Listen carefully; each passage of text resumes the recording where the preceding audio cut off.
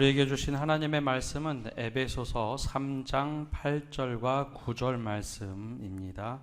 신약성경 312면입니다.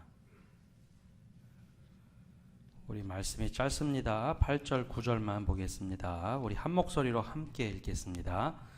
모든 성도 중에 지극히 작은 자보다 더 작은 나에게 이 은혜를 주신 것은 측량할 수 없는 그리스도의 풍성함을 이방인에게 전하게 하시고 영원부터 만물을 창조하신 하나님 속에 감추어졌던 비밀의 경륜이 어떠한 것을 드러나게 하려 하심이라. 아멘. 오늘은 교회의 사명에 대하여 함께 말씀을 나눕니다. 오늘은 잘 하지 않던 정치 이야기를 좀 하겠습니다. 보통 정치 이야기는 불문율이라서 잘 하지 않는데요. 요즘에 우리나라의 정치를 보면 각 모든 당이 자중질환에 빠져 있습니다. 여당은 당대표를 중징계하고 비대위를 만들었지만 그 안에서 본인들 스스로 내부 총질이라 이야기하면서 서로 물고 뜯는 상황이 됐습니다. 그러다 보니 대통령과 함께 당정을 이끌어가야 될 사람들이 자중질환에 빠졌습니다. 지지율 하락세를 모면하지 못하고 있죠. 야당도 그렇다고 또 특별하게 잘하는 것도 아닙니다. 지금 대표적인 야당인 민주당도 당대표 경선 과정에 불거진 문재인 대통령 지지자들 그리고 이재명 지금 당대표 지지자들이 또 굉장한 갈등을 일으켰습니다. 그러다 보니 전체적인 지지율이 박상막합니다. 정의당도 최근에 모든 일련의 뉴스들을 보면 자중질환에 빠지기는 마찬가지입니다. 이렇게 거대 양당이 함께 민심을 얻지 못하다 보니 이 두 신뢰도가 거대 양당을 합쳐도 50%가 되지 않습니다. 사전적 의미로 보면 정당의 정체성, 즉 역할이라는 것은 첫째, 정당은 유능한 지도자를 양성하여 나란 일을 담당할 인재를 충원한다. 둘째는 정당의 역할이란 것이 사회의 여러 집단, 계층, 지역 간의 갈등을 조정하는 역할을 해야 한다. 셋째는 정치를 학습할 기회를 제공한다. 국민들은 정당의 활동을 보면서 정치란 이렇게 하는 것이고 갈등은 이렇게 해결하는 것을 배우게 된다. 이게 세 가지 이제 정당의 역할인데요. 이 세 가지 중에 하나라도 잘하는 게 없습니다. 첫 번째, 지도자를 양성한다라고 하는데 정치인들 신뢰도 조사하는 거 보면 불신율이 67%입니다. 우리나라 직업군 중에 늘 불신도 1위를 차지하고 있습니다. 즉 지도자를 제대로 배출하지도 못하고 세대 간 혹은 지역 간 사회 계층 간의 갈등을 해소한다. 근데 정치력이 너무 떨어져서 오히려 갈등을 일으키면 일으켰지 해소하지 못합니다. 마지막에는 사람들이 정치를 배우고 정치는 이렇게 하는 것이다 라고 배우도록 해야 한다는데 지금 한국 사회 정치를 배우면 사회가 훨씬 더 혼란스럽게 됩니다. 정치가 아니라 정치 부재의 시대죠. 그러다 보니 오죽하면 정당 해산론까지 요즘엔 등장을 합니다. 즉 그렇다고 우리가 정치를 포기할 수는 없습니다. 정치를 포기하는 순간 오히려 더 나락으로 떨어지는 것이 정치의 부재 현상이죠. 일본 정치처럼 정치의 부재가 생기면 관심이 없으면 일당 독주가 오래됩니다. 따라서 바르게 세워가는 것은 바로 여기에 앉아있는 우리 모두의 몫입니다. 이처럼 정체성이란 것은 대단히 중요합니다. 그럼 교회의 정체성, 교회의 역할은 과연 무엇일까요? 교회 자칫 잘못 생각하면 성도들이 함께 모여서 정당 정치하는 것처럼 우리의 관심사를 모아서 교회가 가야 한다라고 생각할 수 있습니다. 그러나 교회는 늘 말씀드리듯이 주님의 몸된 교회여 하나님이 주인 되신 교회입니다. 따라서 교회가 어떤 곳인가 바르게 알기 위해서는 말씀 속에서 과연 교회를 어떻게 규정하고 어떻게 교회의 역할을 감당해야 하는가, 그곳을 찾아보아야 합니다. 오늘 말씀에 바로 이 사도 바울이 에베소 교회를 향하여 특별히 사명을 감당할, 이방인들에게 복음 전할 사명을 감당할 선교의 교두보인 에베소 교회에 편지를 보내며 교회의 사명, 즉 역할에 대해서 말하고 있습니다. 먼저는 사도 바울이 사도로서 내가 받은 사명에 대하여 말씀을 나누고, 다음 주에는 그럼 그 사명이 교회의 사명으로 어떻게 잘 생착이 되어야 하는지, 다음 주에는 교회 사명 두 번째에 대해서 말씀을 나누고자 합니다. 오늘 말씀 함께 볼까요? 8절과 9절 말씀 다시 한번 읽어보겠습니다. 모든 성도 중에 지극히 작은 자보다 더 작은 나에게 이 은혜를 주신 것은 측량할 수 없는 그리스도의 풍성함을 이방인에게 전하게 하시고 영원부터 만물을 창조하신 하나님 속에 감추어졌던 비밀의 경륜이 어떠한 것을 드러나게 하려 하심이라. 아멘. 사도 바울, 내가 하나님의 작은 자로 부름을 받은 구체적인 이유, 내가 하나님의 은혜를 받은 이유를 뭐라고 말하는가 하면 이방인에게 그리스도의 풍성함을 전하는 것이다 라고 먼저 얘기합니다. 이방인에게 그리스도의 풍성함을 전하는 것이다. 그래서 나를 택해 주셨다. 또 하나는 바로 하나님의 비밀의 경륜을 사람들에게 알도록 하는 것, 드러나게 하는 것이 나에게 주신 사명이다 라고 말을 합니다. 바로 내가 이 일을 위해서 하나님의 은혜를 받았다라고 얘기합니다. 그런데 사도 바울이요, 자신에 대해서 뭐라고 먼저 진술을 하는가 하면 나는 가장 작은 자 중에 작은 자라고 말을 하고 있습니다. 하나님께서 일을 하시기 위해서 선택한 자신인데 자기가 아무리 생각해봐도 나는 작은 자 중에 가장 작은 자라고 말을 합니다. 근데 좀 이상하지 않습니까?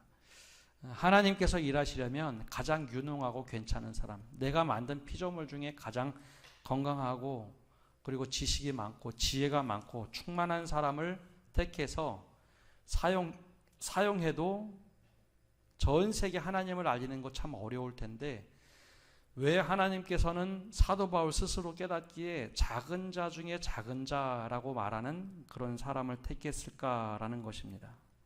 또 거꾸로 사도 바울은 왜 나를 자기 스스로 작은 자 중에 작은 자라고 했을까요? 사도 바울에 대해서 우리가 잘 알고 있듯이 예수를 믿고 따르던 예수쟁이들을 잡아서 죽이던 사람, 즉 하나님의 원수된 사람이었습니다. 근데 그 자신을 택하셨다는 것이죠. 그것을 보고 자기는 작은 자 중에 작은 자, 혹은 디모데전서에서는 괴수 중에 괴수, 죄인 중에 죄인이라고 자기를 얘기합니다. 왜 이런 나를 택하셨을까라는 것이죠. 왜 하나님께서는 작은 자 중에 작은 자, 괴수 중에 괴수, 죄인 중에 죄인 바울을 택하셨을까라는 겁니다. 실제로 12제자를 봐도요, 12제자 중에 탁월한 사람들이 별로 없습니다. 실제로 하나도 없습니다. 다 하나같이 큰 결이 많은 사람, 특별히 마가복음을 보면 하나같이 다 실패하고 어리숙한 사람들, 늘 혼나는 사람들, 그런데 그들이 제자가 됩니다. 왜 하나님께서는 약한 자, 작은 자 중에 작은 자를 택하셨을까요? 그 이유를 자세히 성경 전체의 맥락에서 보면 그런 사람들을 택해서 하나님께서 일하시더라라는 겁니다. 너무 부족한 사람들인데 그 사람들을 통해서 하나님이 일하시면서 하나님이 살아계심을 계속해서 드러내십니다. 야, 저런 범인 중에 평범한 사람이 어떻게 저런 일을 할 수 있을까? 저렇게 아무것도 준비되지 않은 사람이 어떻게 이런 일을 할 수 있을까? 라는 것이 하나님의 역사하시는 방법이 없다는 겁니다. 하나님의 가장 원수된 사람으로 서 있던 사람을 하나님께서는 변화시키셔서 예수를 증거하는 사람으로 만드셨습니다. 그 방법이 사랑이라는 겁니다. 저 사람은 인생 절대로 바뀌지 않을 것 같은데 그 사람을 변화시키셔서 하나님의 사랑을 증거하도록 바꾸시더라는 것이죠. 그래서 사도 바울은 스스로 생각합니다. 나처럼 작은 자 중에 작은 자를 들어 쓰시는 하나님, 그걸 보고 은혜라고 얘기합니다. 그럼 이스라엘이 어떠했을까요? 구약 성경에 보면 신명기에 이런 말씀을 합니다. 모세를 통해서 들려준 말씀이 너는 여호와 내 하나님의 성민이라. 내 하나님 여호와께서 지상 만민 중에서 너를 자기 기업의 백성으로 택하셨나니 여호와께서 너희를 기뻐하시고 너희를 택하심은 너희가 다른 민족보다 수요가 많기 때문이 아니니라. 너희는 오히려 모든 민족 중에 가장 적으니라. 여호와께서 다만 너희를 사랑하심으로 말미암아 또는 너희 조상들에게 하신 맹세를 지키려 하심으로 말미암아 자기의 권능의 손으로 너희를 인도하여 내시되 너희를 그 종되었던 집에서 애굽 왕 바로의 손에서 속량하셨나니 그런즉 너는 알라. 오직 내 하나님 여호와는 하나님이시요 신실하신 하나님이시라. 이스라엘 백성을 택했던 이유가 나오죠. 또 가장 작은 민족이라서 내가 너를 택했어. 근데 이 당시에 고대 근동에서 가장 큰 제국은 어느 누구도 넘볼 수 없는 애굽이었습니다. 이집트였죠. 이집트의 노예로 살던 민족이 바로 히브리 민족입니다. 400년 동안 노예로 살았습니다. 거의 조선 왕조에 해당되는 400년 어간인데요. 그 정도 되면 민족의 정기가 말살되는 게 맞습니다. 근데 그들이 하나님을 부르짖니 히브리인들이 아무것도 하지 않았는데 하나님께서 바로의 손에서 히브리인들을 끄집어 내셨습니다. 아무것도 하지 않았는데 거기서 탈출을 시켰죠. 그리고 가나안 땅까지 들어가게 하시는 여정 속에 주변에 여호와의 이름이 엄청나게 소문이 납니다. 야, 히브리인들이 애굽에서 탈출했대. 그것도 놀라운 일인데요. 전쟁을 하면서 계속 이겨나갑니다. 그 결정적인 사건이 여리고 사건입니다. 여리고 성이 무너질 때 여리고 성에 있던 사람들의 마음을 어떻게 표현했는가 하면 히브리인들이 여호와 하나님과 오는 것을 보면서 우리의 마음이 녹아졌다라고 표현합니다. 우리의 마음이 녹았다. 여호와 하나님께서 오시는 그 히브리인들을 보면서 계속해서 전승해가는 저 노예들을 보면서 우리의 간담이 서늘해지고 마음이 녹아버렸다라고 얘기합니다. 하나님의 이름이 계속 높여졌던 거죠. 하나님은 그런 작은 이스라엘 백성을 택해서 하나님이 하나님 되심을 드러내게 하셨습니다. 바로 사도 바울도 마찬가지입니다. 내가 죄인 중에 죄인이요 괴수 중에 괴수요 예수님으로부터는 원수된 자였으나 그를 변화시키셔서 하나님이 일하시더라라는 것이죠. 이것이 바로 교회의 모습이기도 합니다. 88년 전 남산동에 우리 교회를 세우실 때 하나님이 왜 세우셨을까? 우리가 특출해서 우리가 더 잘나서가 아니라 이 지역에 하나님께서 하실 일이 있기 때문입니다. 우리를 들어 쓰셔서 우리를 주님의 자녀로 삼으셔서 바꾸시기 위해서입니다. 하나님의 이름이 드러나도록 하기 위해서 우리 교회를 만드신 겁니다. 하나님께서 하신 일은 늘 작은 자, 약한 자를 통해서 하나님의 일을 감당하게 하십니다. 그때 가장 중요한 것은 우리의 변화된 삶입니다. 사도 바울이 자신을 얘기하듯이 내가 원수된 자였지만 작은 자였지만 하나님이 일하시기에 좋은 사람이 되었던 거죠. 그러니 하나님의 놀라운 비밀의 경륜을 드러나게 하고 또 하나님의 은혜를 드러나게 하던 그 사람, 하나님의 풍성한 은혜를 드러나게 하는 사람이 바로 자신이 된 겁니다. 그래서 하나님이 약한 자를 쓰시고 하나님께서 세우시는 겁니다. 근데 우리가 여기서 착각하는 게 있습니다. 이건 저도 목회자로서 늘 스스로 경계하는 건데요. 내가 이 자리에 서 있다고 떵떵거리는 순간 하나님이 불편해 하십니다. 모세의 경우가 그랬습니다.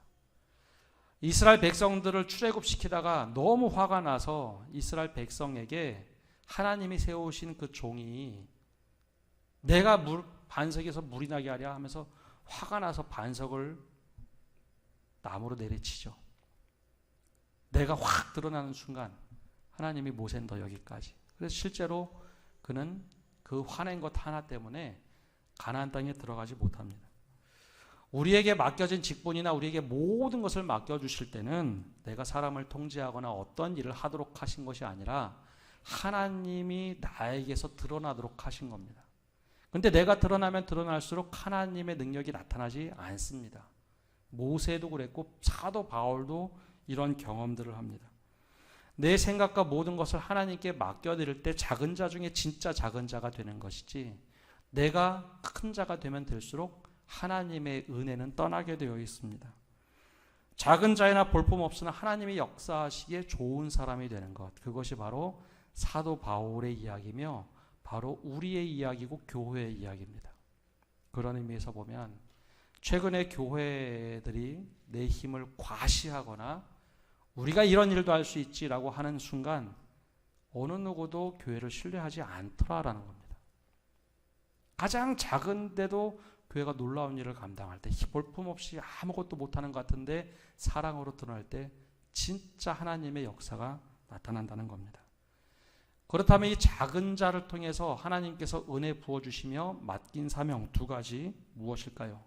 바로 8절 말씀 다시 한번 읽어보겠습니다. 8절입니다. 모든 성도 중에 지극히 작은 자보다 더 작은 나에게 이 은혜를 주신 것은 측량할 수 없는 그리스도의 풍성함을 이방인에게 전하게 하시고. 아멘. 측량할 수 없는 그리스도의 풍성함을 이방인에게 증거하는 사명을 우리에게 주셨다라고 말합니다. 가장 먼저 우리가 기억할 것은 그리스도의 풍성함이 무엇이냐라는 겁니다. 그리스도의 풍성함, 우리가 그리스도의 장성한 분량이 충만한 데까지 성장하는 것, 이 가운데 풍성함, 풍요로움이 있습니다. 그런데 이 그리스도의 풍성함을 내가 드러내려면 어떻게 될까요? 내가 먼저 그것을 경험해 보아야 합니다.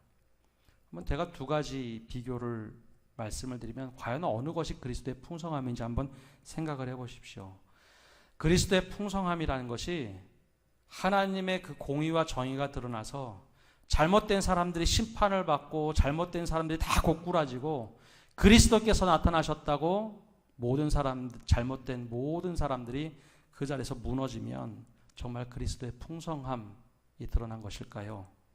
아니면 예수 그리스도의 풍성함이 드러나니 야, 저 사람은 절대 어느 누구도 인정해 줄 수 없겠다라고 하는 사람이 변화되고, 야, 저 사람은 절대 예수를 믿어서도 안 되고 그럴 수가 없다라고 하는 사람이 그리스도의 풍성함으로 변화되는 것, 어느 것이 정말 그리스도의 풍성함이 드러나는 것일까라는 겁니다. 당연히 후자죠. 그리스도의 풍성함이 드러나면 공의와 정의가 막 드러나는 것이 아니라 하나님의 사랑이 드러나는 일입니다. 그것이 바로 내 안에 먼저 경험되어져야 합니다. 그리스도의 풍성함을 내가 먼저 경험해야 그것을 누군가에게 이야기할 수 있습니다. 신앙생활을 오래 하며 또 정말 그리스도의 풍성함을 누리는 분들을 보면 눈빛과 얼굴이 다릅니다. 눈빛과 얼굴이 달라집니다. 예수님께서 언젠가 눈에 대한 말씀을 하셨는데요. 마태복음 6장에 보면 이렇게 말씀합니다. 눈은 몸의 등불이니 그러므로 내 눈이 성하면 온몸이 밝을 것이요 눈이 나쁘면 온몸이 어두울 것이니 그러므로 내게 있는 빛이 어두우면 그 어둠이 얼마나 더하겠느냐. 이 산상수훈 통해서 말씀하시는데요. 눈을 이야기합니다. 실제로 목회를 해보고 어르신들 목사님들과 대화해보면 눈빛이 달라집니다. 정말 그리스도의 풍성함이 넘치는 사람들은 눈빛이 달라집니다. 거꾸로 그리스도의 은혜가 메마른 사람들은 눈빛이 달라집니다. 그것은 이 눈이란 것은 내가 나를 볼 수 없기 때문에 거울로 봐도요. 우리 뭐 남자들은 그냥 대충 화장품 바르지만 여성들은 이렇게 많이 이렇게 화장을 이쁘게 하잖아요. 근데 눈빛을 바꿀 수는 없습니다. 눈은 내가 다른 사람에게 보여지는 것이 내 스스로 거울을 보고 눈을 뚫어지게 쳐다볼 수도 없습니다. 눈은 내 눈에서 나가는 상대방에게 보여지는, 내가 보긴 하지만 눈빛은 내가 상대방에게 보여지는 것입니다. 그래서 눈빛은 어떻게 속일 수가 없어요. 정말 그리스도의 풍성함이 내 안에 넘쳐나면 눈빛이 달라집니다. 왜 얼굴을 얘기했는가 하면 우리 표현에 저는 그걸 참 좋아합니다. 내 혼을 담은 모습. 이 얼이라는 것, 혼을 말하죠. 굴은 형상입니다. 그래서 얼굴은 자신의 영혼의 형상이란 표현으로 우리나라 말에는 쓰여집니다. 그래서 내가 그리스도의 풍성함을 정말 닮아가면 닮아갈수록 눈빛과 얼굴이 달라집니다. 그래서 저도 어르신 목사님하고 목회를 배울 때 그런 이야기를 저에게도 참 많이 해주셨습니다. 야, 사람을 오랫동안 뚫어지게 보고 있으면 사람이 보여진다. 독심술이라는 거 흔히 말하죠. 그래서 그런 것들이 보여지기 시작합니다. 근데 이것을 어떻게 바꿀 수가 없습니다. 내가 그리스도의 영으로 풍성하면 그것이 삐죽삐죽하고 드러날 수밖에 없습니다. 그런 사람이 그리스도의 풍성함을 전하고 드러낼 수 있습니다. 근데 사도 바울이 이것을 언제 스스로 깨달았는가 하면 자기 스스로 율법을 열심히 지킬 때와 은혜를 받았을 때를 깨닫게 됩니다. 사도 바울이 율법을 열심히 지키고 하나님 앞에서 내가 바르게 서 있다라고 했던 랍비였을 때, 바로 그 랍비였을 때 그 모습을 회상하며 자기는 죄인 중에 죄인이요 괴수 중에 괴수라고 말합니다. 참 이상하지 않습니까? 율법을 내가 제일 잘 지키고 하나님 앞에서 정말 최선을 다해서 살아가는데 그때 자신의 모습은 정죄하는 모습이 더 많았기 때문에 그것은 하나님 앞에 쓰임받았던 시간이 아니라고 얘기합니다. 오히려 자기의 가장 부끄러운 시간. 근데 그 율법의 사람을 하나님께서 그리스도의 풍성함으로 자신을 품어주시고 바꿔주시니 자신이 그리스도의 사람이 되었다. 풍성한 사람이 되었다라고 고백을 합니다. 그리고 나는 이방인에게 그리스도의 풍성함을 전한다라고 말합니다. 근데 왜 여기서 굳이 이방인이라는 말을 전에 넣었을까라는 겁니다. 원래 유대인들은요, 지금도 정통파 유대인들은 그렇지만 이방인들을 아주 개처럼 취급합니다. 상종을 하지 못할 사람들. 그래서 예수님 당시에도 수로보니게 여인이 왔을 때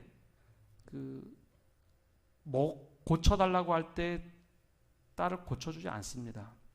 그래서 그 여인이 제가 개 같습니다. 주인에 떨어지는 밥상에 떨어지는 음식이라도 주시면 개들은 먹습니다 라고 할 때 그 믿음을 보시고 치료를 해주시죠. 그 이유가 이방인에 대해서는 너무나 배타적이었기 때문입니다. 자기가 하나님의 원수된 자로 살았던 나를 용납해 주시는 그리스도의 풍성함을 사도 바울이 깨닫고 이방인을 향해서 마음을 확 엽니다. 그래서 초기의 사도 바울과 후기의 사도 바울이 좀 다릅니다. 초기에는요, 그리스도의 풍성함이 그렇게 넘쳐나지 않았습니다. 우리가 잘 아는 것처럼 전도여행 두 번째 떠날 때 마가 요한 때문에 바나바와 갈라지게 되죠. 굉장히 냉정함이 있었습니다. 절대 용납할 수 없다. 쟤는 믿음의 자격이 되지 않아. 그러면서 그를 쳐내죠. 그러나 그 후기에 가서는 마가 요한은 내 아들과 같은 사람이라 라고 편지를 보냅니다. 굉장히 후회를 합니다. 그러면서 이방인을 이제는 끌어안을 줄 아는 사람이 됐고, 이방인 교회인 그리스도의 교회 분열에 대하여, 특별히 이방인 교회인 고린도 교회에 대해서 정말 마음 아파했습니다. 그리고 예전에 사도행전 봤던 것처럼 자신을 돌팔매질해서 죽였던 지역이 있습니다. 바로 루스드라라는 지역이었는데요. 실제로 사도 바울이 그때 죽었습니다. 그러니까 사람들이 다 죽었다고 생각해서 밖에다 버려버렸죠. 근데 사도 바울이 깨어나서 어디로 갔냐면 루스드라 성을 다시 들어갑니다. 거기에 복음을 전하러.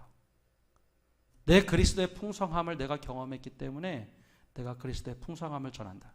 그래서 그 지역에 나중에 믿음이 걸출한 디모데가 나타납니다. 이것이 바울이 경험했던 그리스도의 풍성함입니다. 내가 이것을 증거하는데 누구에게 증거하느냐?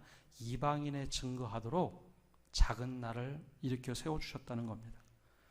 그래서 사도 바울은 그리스도의 풍성함을 알리고 증거하는 것, 이것이 나에게 주신 사명이다. 교회도 마찬가지입니다. 교회도 우리에게도 그리스도의 풍성함을 드러낼 수 있는 사람들이 되어야 합니다. 그것이 우리에게 맡겨주신 사명입니다. 둘째로, 그러면 우리에게 또 다른 사명이 무엇인가? 바로 9절에 나옵니다. 우리 9절 말씀도 함께 자막을 보고 좀 읽겠습니다. 9절입니다. 모든 사람에게 영원부터 만물을 창조하신 하나님 속에 감추어졌던 비밀의 경륜이 어떠한 것을 드러나게 하려 하심이라. 아멘. 제가 이게 모든 사람에게 나눠주라고 적어놨는데요. 성경이 우리가 보는 성경은 번역을 한 겁니다. 근데 이제 원본이 아니라 이 사본들을 집대성하다 보면 간혹 가다가 새롭게 발견된 사본들이 나오는데요. 그 앞에는 모든 사람들에게라고 쓰여져 있는 성경책이 있습니다. 그래서 아마 가지고 계신 성경을 보면 뭐 조그맣게 1번하고 나눠주 해서 모든 사람들에게 하고 밑에 각주로 적어놨을 겁니다. 왜 모든 사람들에게 하나님께서 영원 전부터 창조하신 하나님 속에 감추어졌던 비밀의 경륜을 드러나게 하셨을까라는 겁니다. 하나님의 경륜이라는 것은 감추어졌던 비밀을 말하는데 이제는 유대인에게 특별히 선지자 한두 명에게 알려진 것이 아니라 모든 사람들이 깨닫기를 바라면서 알려주는 것이 바로 하나님의 경륜입니다. 근데 왜 만물을 창조하신 하나님이라고 이야기할까요? 그냥 하나님의 경륜이라고 하면 될 텐데요. 여기에는 유대인들 때문에 그렇습니다. 유대인들은 생각하기를 하나님은 누구의 하나님이라고 생각할까요? 우리의 하나님. 우리 민족의 하나님입니다. 근데 하나님 입장에서는 창조주 하나님은 유대인의 하나님이 아니라 모든 만물의 하나님이십니다. 하나님의 특별히 유대인들을 택해서 하나님을 알리도록 하기 위해서 그들을 택한 것이지 유대인만의 하나님이 아닙니다. 근데 유대인들은 잘못 생각을 했습니다. 우리만의 하나님이라고 생각을 합니다. 우리만의 하나님, 우리의 하나님, 나의 하나님이죠. 그래서 다른 이들이 하나님을 믿으면 안 된다고 생각을 한 겁니다. 바울이 이것을 가장 먼저 깨달았습니다. 나의 하나님이라고 생각했는데 나의 하나님이 아니라 우리의 하나님이고 만물을 창조하신 하나님이라는 겁니다. 그래서 유대인들이요, 어떤 일을 했는가? 유대인들이 예수 믿는 이방인들도 방해를 합니다. 너희들은 자격이 안 돼. 너희들은 조건을 안 갖춰줬어. 그리고 예수 믿는 것을 거부하게 합니다. 잘못됐다라고 말하죠. 바울은 말합니다. 우리의 지금 상황으로 말하면 하나님은 나의 하나님이 아니라 우리의 하나님이고요. 나의 수호천사가 아니라 모두를 지켜주시는 분이고 우리 내 가족의 하나님이 아니라 우리 공동체의 하나님이라는 겁니다. 이것을 열려있는 비밀을 알도록 하는 것, 이것이 바로 나의 사명이다라고 말을 합니다. 근데 여기 어떤 또 성경을 보면 어떤 성경이라고 하는 것은 어떤 사본에 보면 이 경륜 대신 코이노냐라고 써놓은 것이 있습니다. 해석을 해보면 하나님의 감추어졌던 비밀의 친교를 너희로 알도록 하게 합니다라고 하는 겁니다. 하나님이 너희가 친교를 통해서 하나가 되도록 하셨다. 그럼 무슨 말일까요? 이방인과 유대인이 하나가 되도록 하셨다라는 말입니다. 그래서 내 백성이 되렴.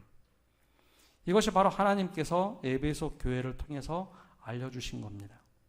에베소 교회가 하나님의 경륜 속에서 하나가 되는 것, 그게 이방인 교회, 선교의 교두보로서 에베소 교회가 그렇게 된다면 모든 교회는 그렇게 된다는 겁니다.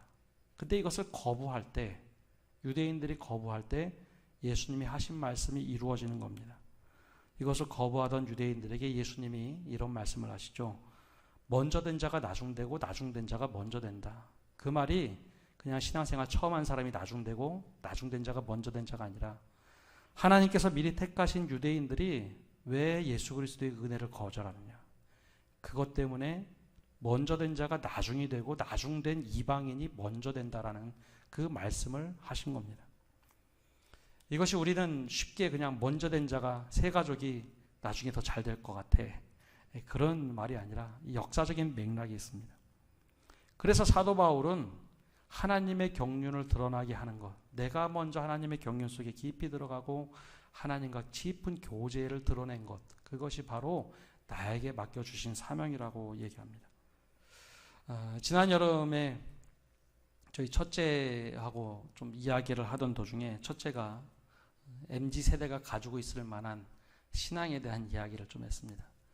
교회에서 좀 어려운 일이 있었는지 서울에서 다니는 교회 이야기를 합니다. 그러면서 아마 주변에서 일어났던 일 같습니다. 밤새서 몇 명 청년들과 이야기했다고 하면서 이야기를 하는데 교회 안에 보이지 않는 왕따가 있었답니다. 근데 이거 도대체 어떻게 해야 되는가? 그러면서 밤새도록 이야기하는데 본인은 모르지만 주변은 다 안다는 거예요. 그러면서 이 일을 어떻게 해야 될까?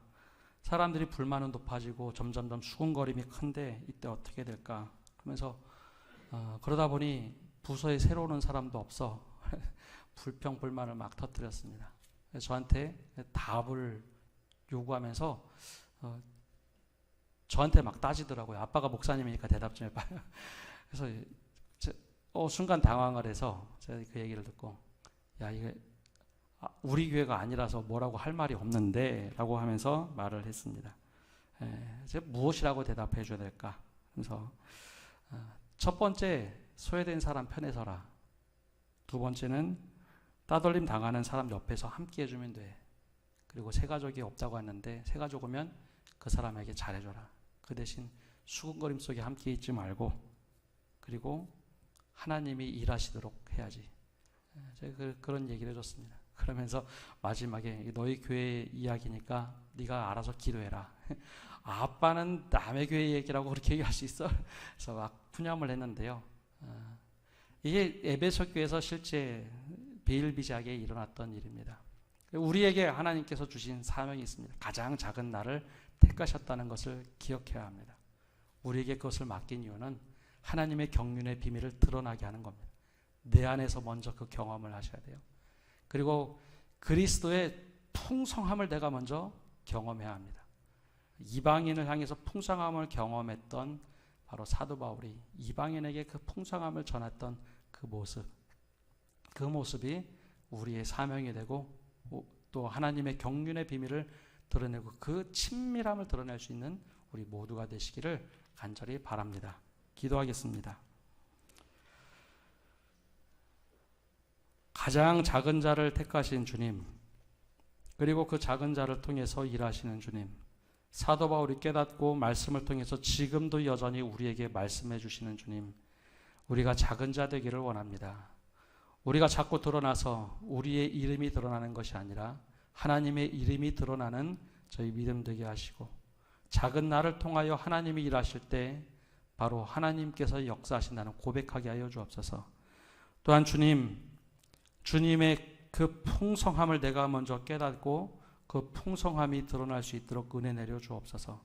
나에게 역사하셨던 그 은혜의 풍성함, 사랑의 풍성함이 바로 내 눈빛으로, 내 얼굴로, 내 행동으로 드러날 때 이방인들이 주님 앞에 돌아왔던 것처럼 교회 안에서 그 풍성함이 누려지게 하시고 또 교회 울타리 밖을 넘어서 모든 이웃들에게 그리스도의 풍성함을 증거하는 저희 되도록 은혜 내려 주옵소서. 또한 하나님의 그 경륜의 비밀을 드러내는 자들이 되어서 하나님의 그 친밀함과 하나님의 그 섭리를 온전히 드러낼 수 있도록 저희들과 함께하여 주시옵소서. 모든 것 주님께 맡겨드리며 예수님의 이름으로 기도합니다. 아멘.